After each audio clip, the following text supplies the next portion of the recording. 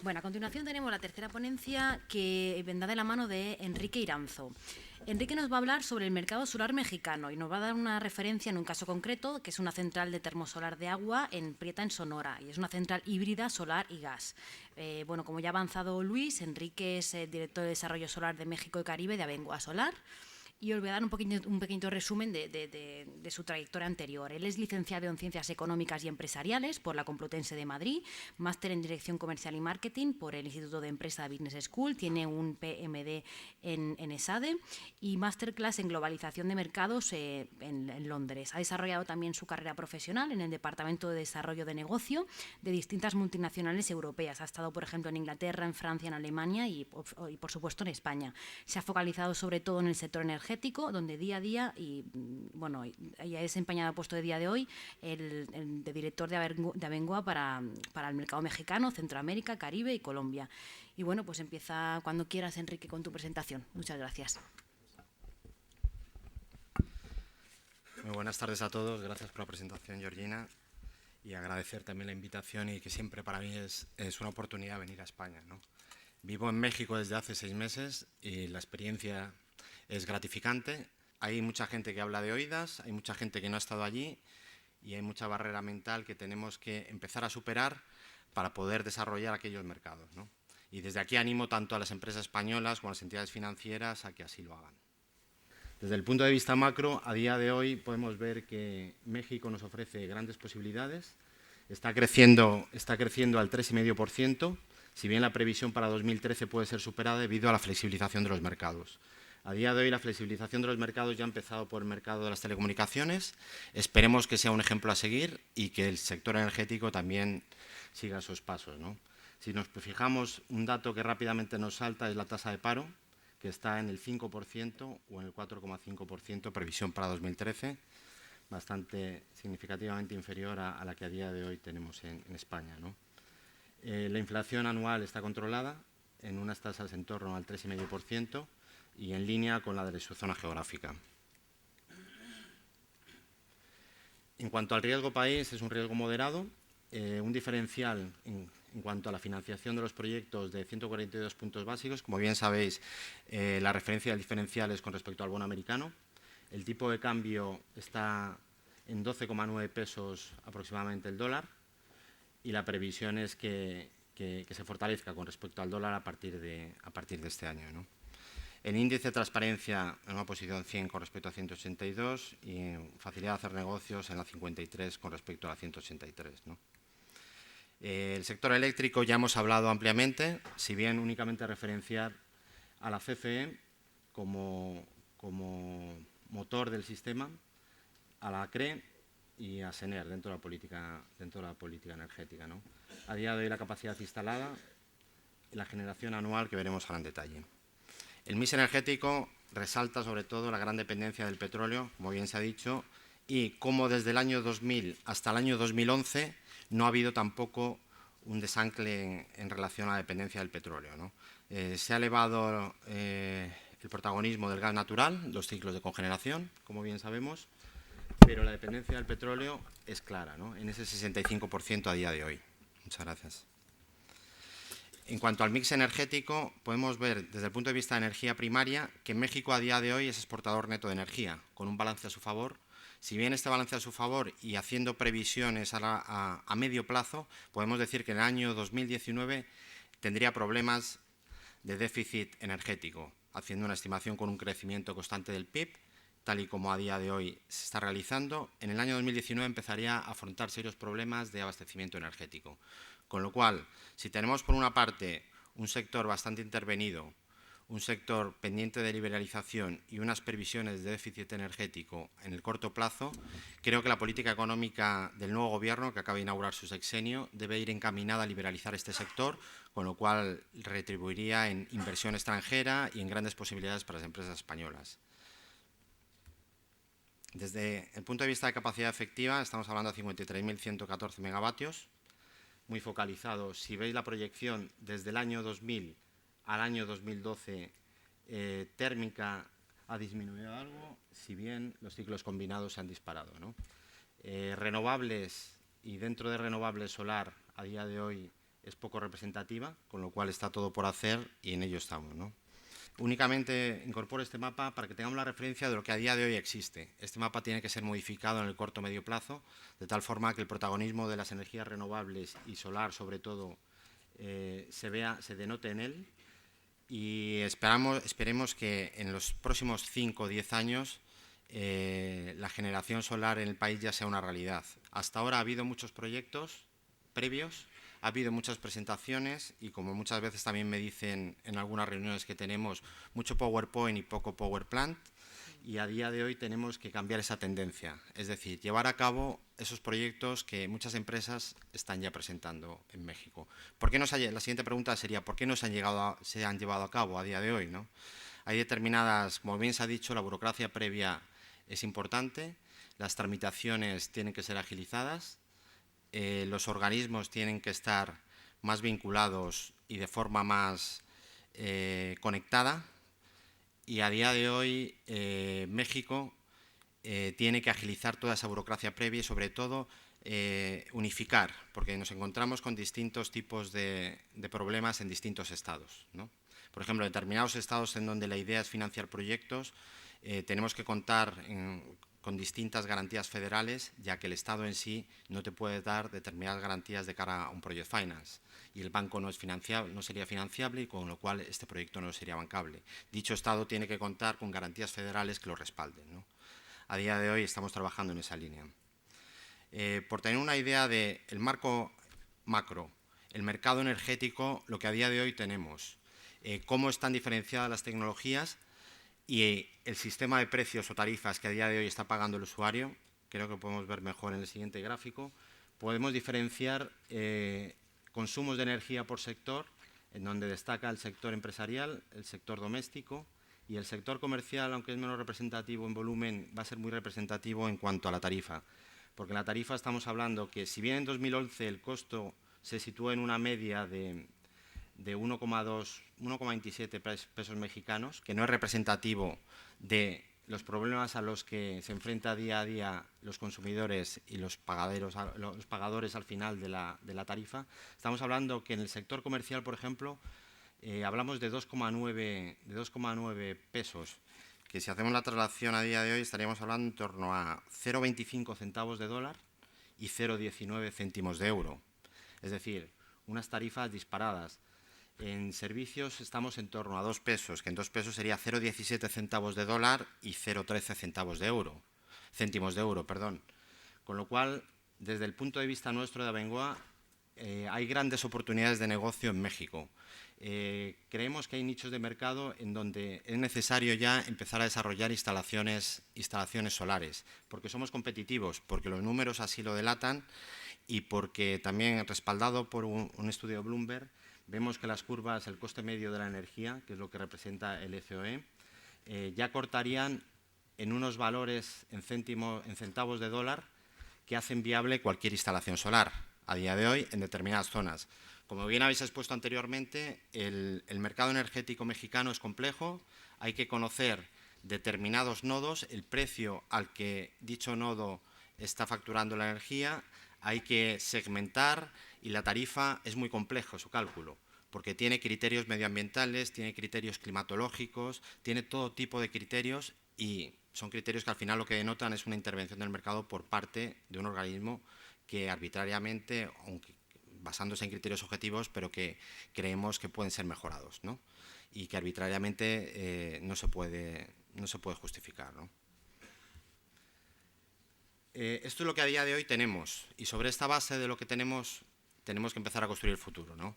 El futuro viene determinado por la Estrategia Nacional de la Energía, recientemente aprobada tanto en Congreso como en Senado, que es una estrategia con un horizonte amplio, 2013-2027, en donde los puntos básicos y más destacables desde nuestro punto de vista, desde el punto de vista de renovables y particularmente solar, estarían hablando de apostar por gas natural, incluso por la fragmentación, aunque sabemos las contraindicaciones medioambientales que esto puede traer, potenciar fuentes renovables, eólico, solar, geotermia, biomasa y mini hidro, y potenciar fuentes limpias, entre las que incluyen la nuclear.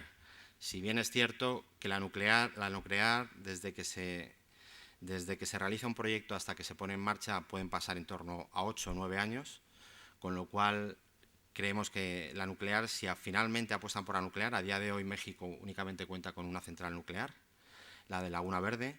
Si apuestan por la nuclear, sería un horizonte de menos 7-8 años, ¿no? En cuanto a la capacidad de generación a partir de energía no fósil, estaríamos hablando de un 35% en 2024, como ya se ha dicho, y la reducción de emisiones de CO2 en un 30%. Algo de lo que se habla en la Estrategia Nacional de Energía, si bien no se define concretamente, serían las subastas de la CFE. En las subastas de la CFE ya se ha nombrado y ya se ha comentado cuáles son las características de las mismas, si bien es cierto que el criterio que se va a utilizar para dichas subastas todavía no está claro, que es algo pendiente del Gobierno de Calderón, que todavía no ha retomado el Gobierno de Peña Nieto y que esperamos que la famosa subasta de 30 megavatios en la zona de Baja California finalmente sea real y se saque adelante, porque sería una forma de abrir el mercado solar en México. El mercado solar en México, a diferencia de lo que podemos pensar desde España, hay una apuesta clara por eólico, pero en muchos casos solar, entre todos tenemos que hacer un esfuerzo de explicar qué es solar, de explicar las ventajas, las bondades, las posibilidades que tienen viendo únicamente el mapa solar de este país, ¿no? Siguiendo sobre la base de la Estrategia Nacional de la Energía, las proyecciones que realiza a día de hoy sería proyección y qué porcentaje está aprovechado de cada tecnología a día de hoy, ¿no? Estaríamos viendo que en eólico únicamente hay aprovechado un 5%, en cogeneración un 30%, las distintas tecnologías, y si nos centramos en solar fotovoltaico sobre todo, a día de hoy estaría aprovechado el 0% y hay una proyección de unos 6.000 megavatios en el horizonte temporal que marca la estrategia. Si bien es cierto que también creemos que puede haber oportunidades para termosolar, como bien ha dicho Luis, no se ha inaugurado todavía, pero está a punto de terminarse la única central solar ciclo combinado que hay en Latinoamérica, ¿no?, de la cual hablaremos ahora. Únicamente incorporar una vez más la red troncal del sistema eléctrico mexicano para hacer una clara referencia a esta zona. Esta zona no está conectada y si superponemos esta zona al mapa que ya conocemos todos, vemos que hay claras posibilidades de desarrollo solar en la misma, ¿no? A día de hoy, como está con datos y permisos otorgados por la CREA en enero de 2012, nos puede dar una idea de realmente por dónde está el mercado a día de hoy, ¿no? El número de permisos de solar a día de hoy conectado únicamente hay una planta que anteriormente se ha dicho, en desarrollo 139 y en total 140, ¿no?, proyectos. Eólico va muy por delante y esto nos tiene que animar todavía a trabajar, ¿no?, a ver posibilidades que las hay. El marco normativo que a día de hoy existe es el que ya conocemos, si bien a día de hoy nosotros nos estamos focalizando, como bien sabéis, Abengoa, os lo recuerdo si no conocéis nuestra forma de actuar o nuestra forma de desarrollo, somos desarrolladores de tal forma que a día de hoy lo que hacemos es, iniciamos un proyecto, la promoción, desarrollamos las tramitaciones de los mismos, llevamos a cabo el cierre financiero con Project Finance o financiación estructurada, posteriormente, antes del cierre financiero hemos constituido una SPU, una sociedad vehículo, en la que damos entrada en un 49% a través de equity a un socio externo que generalmente no solo buscamos que aporte equity, sino que también aporte un valor añadido. A día de hoy socios nuestros, por ejemplo, las termosolares de España es E.ON, Son Itochu, tenemos socios como General Electric, es decir, que aporten un valor añadido aparte de equity. Una vez realizamos el cierre financiero, iniciamos la construcción, posteriormente operación de la planta y permanecemos en la planta, en esa sociedad, durante 20-25 años, el periodo temporal al que esté firmado el PPA o se haya llegado a adjudicar un tender. Desde este punto de vista creemos que nuestra empresa ofrece grandes ventajas porque somos finalistas, es decir, quien a día de hoy está iniciando la tramitación finalmente va a estar operando la planta durante 20 o 25 años. Esto de cara a la bancabilidad de los proyectos es clave. En todo este proceso intermedio, y también animo a empresas o a ingenierías más reducidas que tienen su rol y que juegan un papel fundamental y han jugado en España, a que se internacionalicen Y dentro de este largo proceso que he descrito, podemos colaborar. Es decir, hay determinadas empresas que están especializadas en tramitaciones. Podemos colaborar en determinadas tramitaciones. Hay determinadas empresas que están especializadas en firmas o en contacto con off-takers o con posibles firmadores de PPAs. Podemos colaborar. En la parte técnica, por supuesto. En parte de proveedores, estamos abiertos a ello totalmente. Tenemos listas, realizamos determinadas listas cortas en las que buscamos proveedores de relevancia de cara sobre todo a la bancabilidad y a la operación posterior de los proyectos. Es decir, que sobre esta base, a día de hoy hemos apostado por México, hemos apostado por un mercado que es incipiente y que entre todos tenemos que ir educando, ¿no? Por centrarnos algo más en Agua Prieta, es un ciclo combinado integrado con campo solar, como ya existen también en el norte de África, en la zona de Argelia y en Marruecos. Es un proyecto de referencia, el promotor es la Comisión Federal de la Electricidad, la financiación es obra pública financiada y con aportaciones también de subvenciones del Fondo Global para el Medio Ambiente. En la disposición de equipo estamos hablando de 26 lazos que al final completan 14 megavatios solares sobre 400 megavatios de un ciclo combinado, ¿no? Las etapas del proyecto son turbogeneradores de gas y vapor que son suministrados por la CFE, integración del ciclo combinado, en donde intervienen SENER y el ECNOR, el suministro y construcción del campo solar por parte de Abengoa Solar y Aveinsa. ¿Dónde está situado este proyecto? Está casi en la frontera con Estados Unidos, cerca de la ciudad de Tucson, y en una zona y en una ciudad que es Agua Prieta, ¿no? Esta tecnología es apoyo de un campo solar a un ciclo combinado, es decir, generación de vapor a través de cilindro parabólico. Todavía no se ha apostado por torres, estamos generando a través de cilindros parabólicos y lo que realizan es un apoyo de vapor al ciclo combinado tradicional de gas. Estamos hablando de 227 toneladas, la cantidad de aceite mineral, un área, son algunos datos básicos, un campo solar completo de 600.000 metros cuadrados, área de lazos de 300.000 metros cuadrados, es decir, datos técnicos que también tenéis en la presentación y que yo creo que tampoco es oportuno entrar al detalle.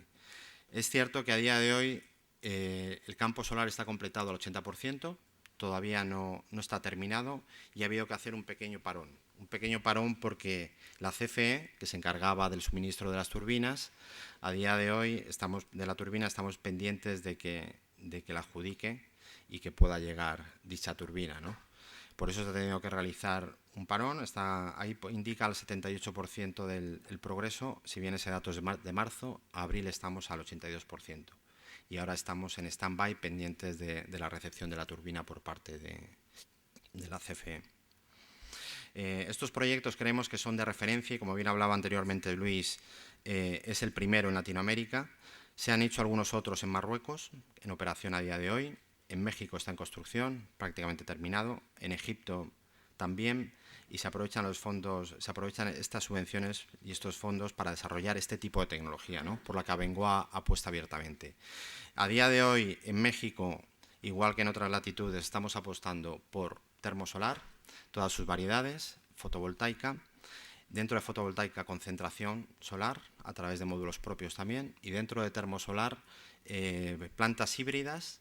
También estamos apostando por generación de vapor industrial en minas, por ejemplo, las minas del Tesoro de Chile, y que va a ser un ejemplo a seguir y que vamos a tratar de replicar, seguro que lo haremos en México, en donde la generación de vapor o calor industrial se puede conseguir por medio de energía solar.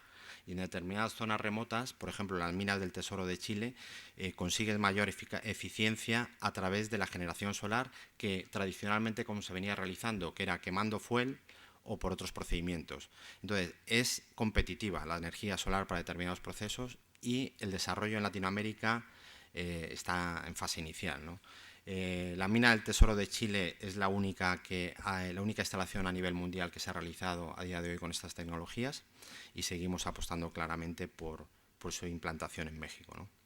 Únicamente porque tengáis algunas referencias de fotos de la planta. Las plantas que también os he comentado anteriormente, como pueden ser las de Marruecos y las de Argelia, que ha realizado también Abengoa Solar. Y porque tuvierais una referencia, tal y como hemos hablado a día de hoy, las plantas limpias de generación disponible, tanto cilindro parabólicos como torres, convencionales más solar, en las que incluimos también carbón solar y gas solar, y las plantas fotovoltaicas de generación intermitente. El primero es el panel de concentración solar que bien conocéis, basado en la lente de Fresnel, y las plantas tradicionales de fotovoltaica. A día de hoy, Abengoa Solar es el mayor productor mundial de energía solar, con nuestros proyectos de 1,6 gigavatios en todo el mundo. De los 693 en Europa, 593 ya están produciendo. En Estados Unidos esperamos inaugurar en breve la que va a ser la planta solar mayor del mundo, que es la del desierto de Arizona. Y en Oriente Medio, tanto en Oriente Medio como en la zona de Sudáfrica, con las distintas plantas que tenemos a día de hoy, creemos que somos un exponente de lo que puede ser la empresa española y de lo que la empresa española es a día de hoy en el mundo, y que particularmente en México sigo repitiendo que hay grandes oportunidades.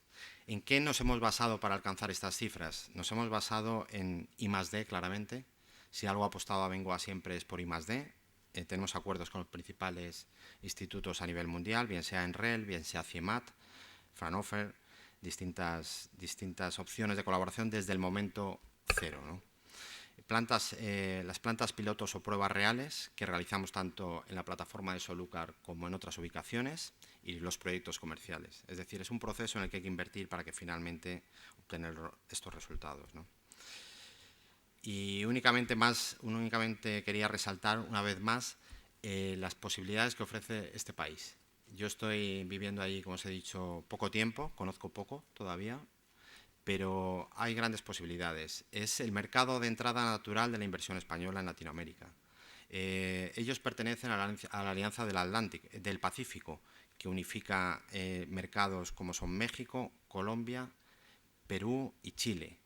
Es la Alianza del Pacífico, que es la que nos garantiza seguridad jurídica a empresas que lo que hacemos es invertir con espíritu de permanencia. Es decir, yo no puedo ir a determinados países, o Abengoa no puede ir a determinados países en donde no le garanticen un PPA a 20 años, o donde un gobierno de turno pueda incidir sobre este PPA a 20 años. Tenemos que ir a aquellas localizaciones, entre las que se encuentra México, por supuesto, que esto esté garantizado. Porque no llegamos, vendemos y nos vamos, sino que es necesario un marco jurídico. Y creemos que México, a día de hoy, con la alternancia de gobiernos que está teniendo, pero todos dentro de una normativa jurídica internacional, ¿no? Muchas gracias.